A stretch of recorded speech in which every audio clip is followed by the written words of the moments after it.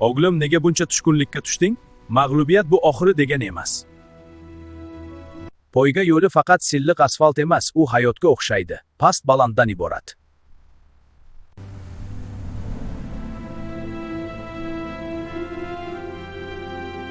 Quloq sol, tezlik hali hamma narsa emas. Haqiqiy poygachi aqli bilan haydaydi. Gazni bosishni hamma biladi, lekin yo'lni his qilishni faqat ustalar biladi. Qani, yana bir marta. Ha, to'g'ri bo'la, mana shunda yana bir marta qani davay. Bugun men kechagi to'fon emasman. Yana keldingmi, loyxo'r? Bir yeta olmaysan. Mening kuchim mening irodamda. Ketdik.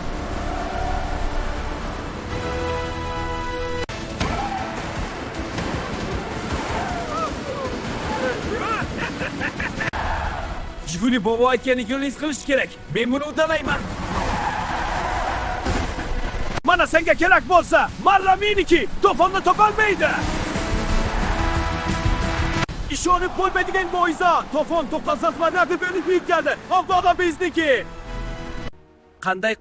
Qanday qilib bu manevrni qilding? Seni devorga qisib qo'ygandim-ku. Gap tezlikda emas, nomor 1. Gap yo'lni his qilishda. Ustozim aytganidek, haqiqiy poyga gildirakda emas, yurakda bo'ladi.